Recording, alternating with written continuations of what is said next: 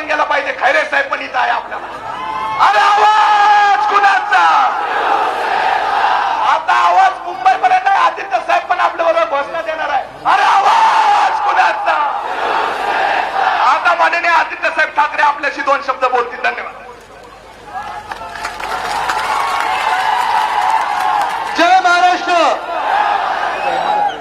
सर्वप्रथम उदय धन्यवाद, तुम्ही मैत्री जपली.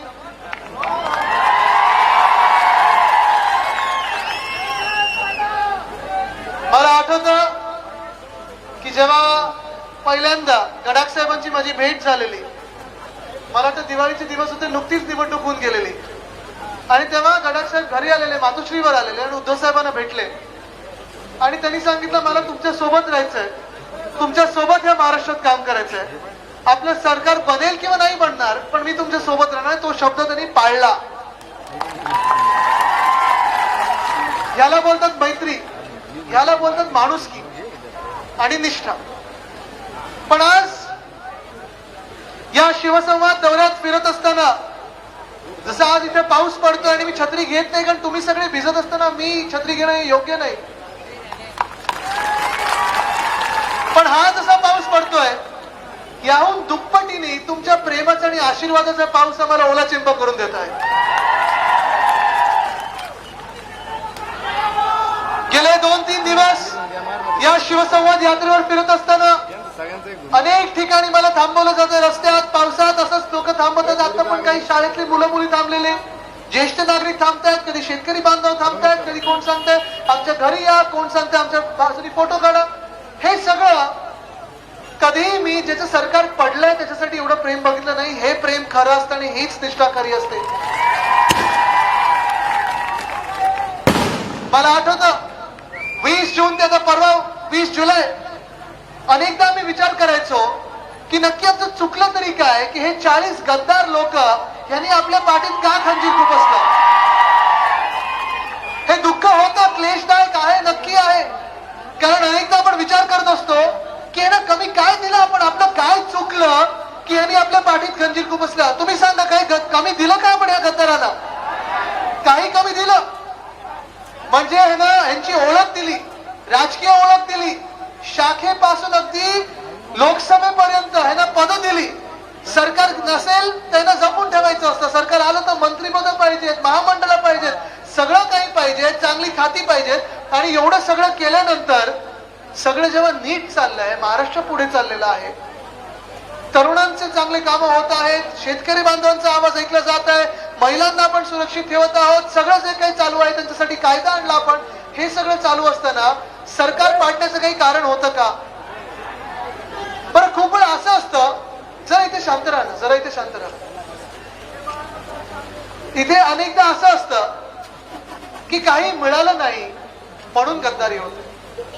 आपले कदाचित मित्रपक्ष कधी धोका देऊ शकतात म्हणून गद्दारी येऊ शकते. पण मला एकच गोष्ट समजली नाही की ज्यांना आपण वर्षानुवर्ष, अनेक वर्ष आपलं समजलं, प्रेम दिलं, विश्वास ठेवला, सगळं काही जे आलं ते त्यांच्या हातात पहिलं दिलं, ह्याच लोकांनी आपल्याशी एवढा धोका का केला? का केला? काही कळतच नाही. आणि मी हे विचार करत बसलेलो, घरी विचार करत बसलेलो, विधान भवनात गेलो तेव्हा आमच्या सोबत जे शिवसेनेचे 15 आपले आमदार आहेत, शूरवीर आमदार जे आपल्या सोबत राहिले, एकनिष्ठ राहिले, आम्ही सगळे एकत्र बसलो असताना गडाख साहेब होते, तिथे उदयसिंग राजपूत साहेब आलेले, तिथे सगळेच कुठे ते बघा, तिथे त्याला बोलतात शिवसैनिक. हे सगळे आम्ही बसलो असतो ना, दुसऱ्या बाजूला गद्दार होते, त्यांच्या तात्पुरते सरकारमध्ये बसलेले, कारण हे सरकार टिकणारं नाहीये. लिहून घ्या तुम्ही, हे अल्प आयुचं सरकार आहे, बेकायदेशीर आहे. गद्दारांचं सरकार टिकत नाही, ते कोसळणार म्हणजे कोसळणारच.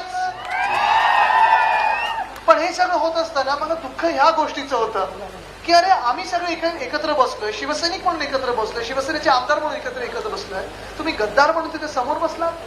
नजरेला नजर मिळण्याची हिंमत तर नव्हतीच, पण त्यांचे चेहरे बघा, पडलेले चेहरे होते. सगळी आसाम मध्ये मजा मस्ती करून आलेत, गोवामध्ये धिंगाणा घालून आलेत, असं वाटत होतं झोपलेच नाहीयेत की ते अनेक दिवस रात्र. पण हे सगळं करून देखील चेहऱ्यावर अभिमान आणि स्वाभिमान नव्हता, कारण त्यांना प्रत्येकाला माहिती आहे त्यांनी गद्दारी केली ती उद्धव ठाकरे साहेबांसोबत केलेली आहे. गद्दारी त्यांनी केलेली आहे आणि तिने किती नाव बदललं, उठाव बंडखोर, आम्ही बंड केला, बंद नाही केला, तुम्ही उठाव नाही केला.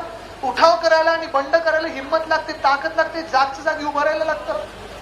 तुम्ही पळून गेलात सुरतेला, तिथून गेलात गुवाहाटीला, तिथून आलात गोव्यात, मग हॉटेलमध्ये कैद्यांसारखं तुम्हाला नेलं आणि मतदानाला उतरवलं. हे उठाव नाही, हे बंड नाही, हे गद्दार आहेत. आणि गद्दाराने किती नावं बदलली तरी गद्दार हा गद्दारच असतो आणि माथेवर गद्दारकीचं चिक्का घेऊन फिरत असतो.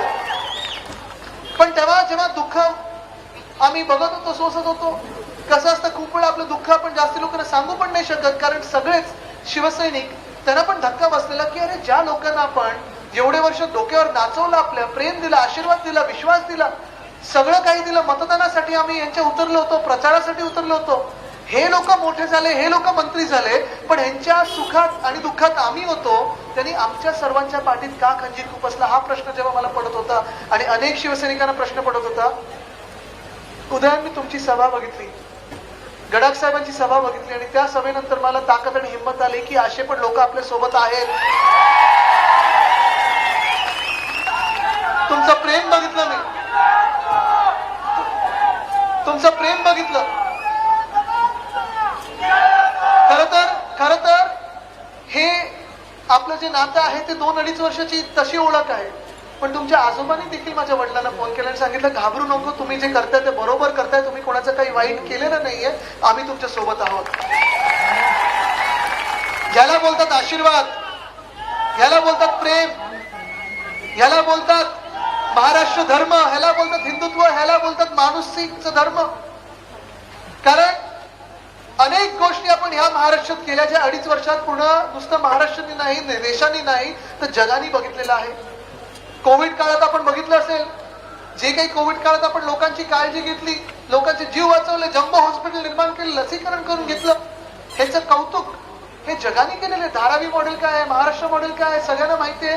तिथे तिथे मी गेलो, आता 2 जागतिक परिषदांना गेलेलो मी, तिथे मला प्रत्येक जण सांगत होता की तुमचा मुख्यमंत्री उद्धव ठाकरे आम्हाला माहिती आहे का त्यांनी कोविडमध्ये काम केलंय, सगळीकडे माहिती होतं. बरं, आपलं जे मंत्रिमंडळ आलं तुम्ही बघा, पहिला मंत्रिमंडळाचा जो निर्णय होता तो हाच होता की आपल्या शिवरायांचं जे राजधानी आहे रायगड, तिथे आपण 600 कोटी जे देणं होतं ते आपल्या सरकारने दिलं होतं. हा पहिला निर्णय आपला होता. आणि शेवटच्या मंत्रिमंडळात देखील आपला जो निर्णय होता तो औरंगाबादचं नाव हे संभाजीनगर करणं होतं. पण मला अभिमान ह्या गोष्टीचा वाटतो की आपण जरी हे नामकरण केलं असेल, जरी आपण राम मंदिरचा विषय घेतला असेल, जरी आपण अयोध्येला गेलो असू, जरी आपण नवी मुंबईमध्ये तिरुपती बालाजीचं मंदिराला जागा दिली होती, अनेक मंदिरांचं आपण पुनरुत्थान करत होतो, हे सगळं होत असताना देखील कुठेही आपल्या मुख्यमंत्र्यांनी नाही, कुठेही आपल्या पदाधिकाऱ्यांनी नाही, कुठे आपल्या पक्षांनी नाही, कुठच्याही जातीपातीमध्ये धर्मामध्ये वाद वाढू दिला. महाराष्ट्र आनंदात पुढे चाललेला, सुखात पुढे चाललेला, सुख शांती समृद्धी या महाराष्ट्रात होती. सगळे लोक एकत्र होते, प्रत्येक जातीचे, पंथाचे, धर्माचे लोक, भाषेचे लोक हे उद्धव ठाकरे साहेबांना आपला मुख्यमंत्री, आपल्या विश्वासातला माणूस असा ओळखून होते. ही अभिमानाची गोष्ट. आणि हेच कदाचित त्यांच्या पोटात दुखत असेल की कुठेही दंगल झाली नाही. कदाचित त्यांच्या हे पण पोटात दुखत असेल की अरे एवढं सगळं जर महाराष्ट्रात चांगलं चाललं आहे तर महाराष्ट्र पुढे चाललेला आहे, हे कदाचित त्यांच्या पोटात दुखलं असेल. आणि हे आपले गद्दार, ह्यांना वाटलं की चला सूर में सूर मिळाते आणि गेलं तिथे. पण ही जी गद्दारी झाली आहे, अजून 1 महिना पलटून गेला, मला कळतच नाही आपण ह्यांना कमी काय दिलं आणि आता ह्यांना काय मिळणार आहे असं की यांचं जग बदलणार आहे. मी आकडे जास्ती ऐकले, पण मला तुम्ही सांगा, हे जे तुम्ही आकडे सांगताय त्याची तुलना ह्या प्रेमाशी होऊ शकते का? तुमच्या प्रेमाशी होऊ शकते का? तुमच्या मेहनतीशी होऊ शकते का? नाही होऊ शकत. हे प्रेम विकत घेऊ शकत नाही, हे प्रेम विकलं जाणार नाही. हे आशीर्वाद जे आहेत माझ्या समोर इथे उभे राहिलेले आहेत सगळे लोक, ह्यांना विकत कोणी घेऊ शकत नाही, हे लोक विकले जाणार नाहीत आणि म्हणूनच आज इथे ते प्रेम आणि आशीर्वाद द्यायला उभे आहेत.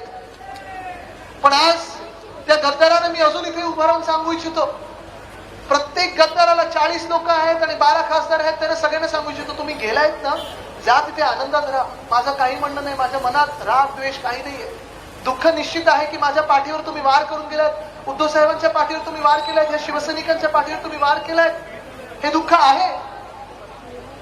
पण ह्या दुःखातून बाहेर पडायला मी तुमच्यामध्ये आलो, तुमचं प्रेम आणि आशीर्वाद घ्यायला आलोय. पण त्या गद्दारांना मी एकच सांगतो आज की जिथे गेलाय तुमच्यावर काही दडपण असतील, मला माहित नाही, तुम्हाला कदाचित माहिती असेल काय दडपण. ही दडपण त्यांची असतील, ठीक आहे, आनंदात राहा. माझ्या आई वडिलांनी कधीही कोणाबद्दल वाईट बोलणं आणि वाईट विचार करणं हे शिकवलं नाही. पण मी तुम्हाला सांगतोय, त्यांना तुमच्या समोरच त्यांना इशारा देतो, त्यांना विनंती करतो, इशारा तर नाही, चला आपलेच होते, आपल्याशीच गद्दारी करून गेले, हे ना काय. पण त्यांना आज सांगतोय, तुम्हाला तिथे राहायचंय, आनंदात राहा. लाज असेल तर एकच मेहरबानी करा, हिंमत असेल तर एवढी तरी मेहरबानी करा की आमदारकीचा राजीनामा द्या आणि निवडणुकीला सामोरे या. निवडणुकीला सामोरे या, दाखवा काय आहे, तुम्ही काय काम केलंय, तुमची गद्दारी कशी आणि निष्ठा कशी, लोकांना पटवून द्या. कारण महाराष्ट्र देखील कधी गद्दारी खपवून घेत नाही आणि घेणार नाही हे महाराष्ट्राला देखील माहिती आहे. पण आज मी त्याच गद्दारांना सांगतोय, चला तुम्ही एवढं आमच्याबद्दल बोलताय, तर काल परवाकडे जे बोलत होते की उद्धव साहेबांबद्दल आदर आहे, प्रेम आहे, आदित्य ठाकरेंबद्दल आदर आहे, प्रेम आहे, आज बघा 2-3 दिवसाचे त्यांचे बातम्यांमध्ये जे काही बोलले ते बघा, त्यांच्या मनातलं जे काही होतं ना, त्यांच्या मनात ते सगळं बाहेर यायला लागलेलं आहे. आणि मनात कदाचित राग आणि द्वेष आमच्याबद्दल एवढ्यासाठीच असेल की आम्ही त्यांना जास्ती दिलं, प्रेम जास्ती दिलं, विश्वास जास्ती दिला, त्यांना अपचन झालं आणि म्हणून त्यांचा राग आमच्यावर असेल. पचू शकलं नाही ते राग आणि प्रेम. पण आज मी त्यांना सांगतोय, चला आमदारकीचा राजीनामा द्या, निवडणुकीला सामोरे या, जे काही जनता ठरवेल आम्हाला ते मान्य असेल, जनतेचा निकाल हा मान्य असेल, सर्वोच्च असेल. पण दुसऱ्या बाजूला हे देखील सांगतोय की जर तुम्हाला वाटत असेल की तुम्ही एका चांगल्या भल्या माणसाच्या पाठीत खंजीर खूप असलाय, तुम्ही तुमच्या पक्षप्रमुखांच्या कुटुंब प्रमुखांच्या पाठीत खंजीर खूप असलाय, हे जर तुम्हाला वाटत असेल की तुम्ही चूक केली आहे, तर या मातोश्री, त्या मातोश्रीचे दरवाजे सदैव तुमच्यासाठी खुले असतील. कारण पक्षप्रमुखांचं आणि शिवसैनिकांचं मन मोठं आहे, हृदय मोठं आहे. तुम्हाला माहिती आहे की उद्धव साहेब हा चांगला माणूस आहे, सभ्य माणूस आहे, चांगलं काम ते करत राहिले. कदाचित त्यांची एकच चूक घडली, ती हीच चूक होती की त्यांनी कधी 2.5 वर्षात राजकारण केलं नाही, कधी विरोधी पक्षाच्या मागे पोलीस लावले नाहीत, तडीपारीच्या नोटिसा काढल्या नाहीत आणि यांच्या मागे नोटिसा लावल्या नाहीत. कदाचित त्यांची ही चूक असेल की आपल्याच आमदारांच्या मागे आणि खासदारांच्या मागे त्यांनी लक्ष ठेवलं नाही, हेर ठेवले नाहीत. ही कदाचित चूक असू शकते, पण ती चूक आम्ही परत परत करू. कारण विश्वास हा शिवसैनिकांवर नाही ठेवायचा तर कोणावर ठेवायचा, आज मी तुम्हाला हा प्रश्न विचारायला. आणि म्हणून ही जी गद्दारी आहे, मी समजतो ही गद्दारी नुसतं उद्धव साहेबांबरोबर नाहीये, ही गद्दारी नुसतं शिवसेनेसोबत नाही ना, महाराष्ट्रासोबत आहे. ही गद्दारी त्यांनी माणुसकी सोबत केलेली, हा तुम्ही विचार लक्षात घ्या. कारण कदाचित निवडणुका मध्यवर्ती लागतील आणि ते लागणार, हे आम्हाला माहिती आहे, सर्वांना माहिती आहे की मध्यवर्ती निवडणूक लागणार, हे सरकार कोसळणार म्हणजे कोसळणारच. पण मतदान करताना तुम्ही हे लक्षात घेतलं पाहिजे की तुम्ही मत कोणाला देणार आहात. एका बाजूला उद्धव साहेब आहेत आणि आम्ही सर्व आहोत, शिवसेना म्हणून सर्व आहात, तुम्ही सगळे आहात आमच्या सोबत. पण जे नागरिक आहेत, जे अराजकीय आहेत, त्यांनी हे विचार करणं गरजेचं आहे की ह्या गद्दारांची वृत्ती कशी आहे, माणुसकी कशी आहे, हा तुम्ही विचार करणं गरजेचं आहे.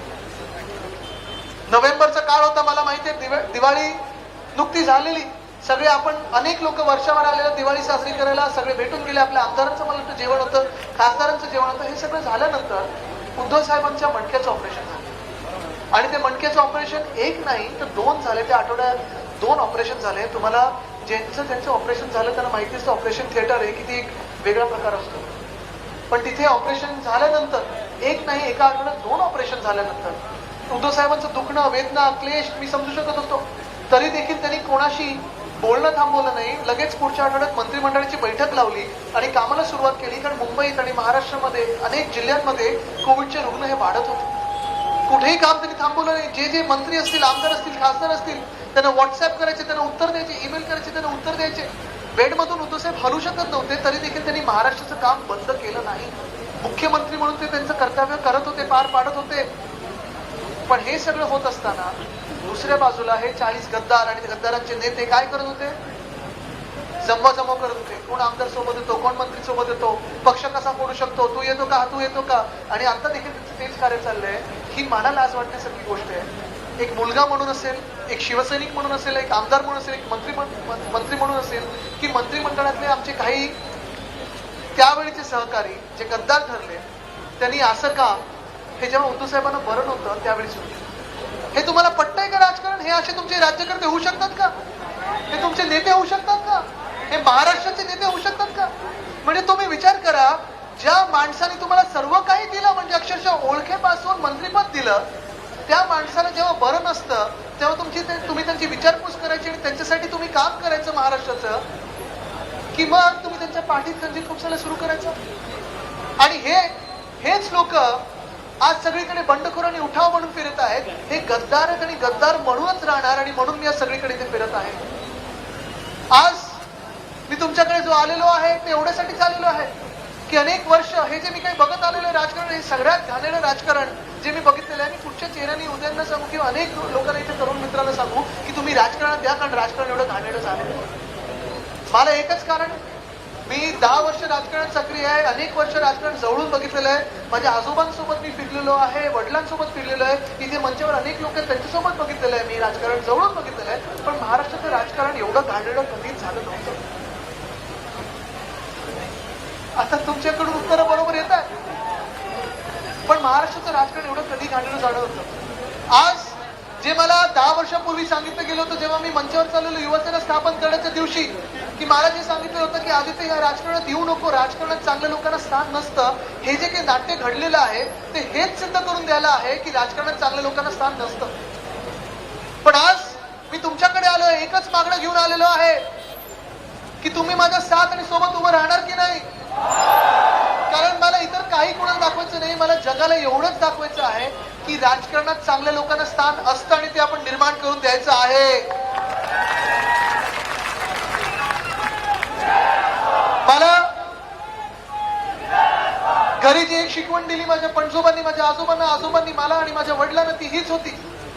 त्यांनी एवढंच सांगितलं की आदित्य, पैसा येतो, पैसा जातो, पुन्हा येतो. सत्तेचं पण तसंच असतं, पण नाव केलं तर ते परत येत नाही. नावाला जपा, इमानाला जपा. आणि आज तेच जपत, हीच निष्ठा पुढे घेऊन, हेच प्रेम आणि आशीर्वाद घेऊन मी पुढे चाललोय. जर आपल्याला राजकारण बदलायचं असेल तर मला तुमच्या प्रेमाची आणि आशीर्वादाची गरज आहे. तयार आहात का ते द्यायला? बाकी काही मागणार नाही मी, पण तुम्ही आशीर्वाद आणि प्रेम देणार असाल तर हात वरती करून ते प्रेम आणि आशीर्वाद द्या. कारण हेच प्रेम आणि हेच आशीर्वाद घेऊन आपल्याला महाराष्ट्रात घडवायचंच आहे.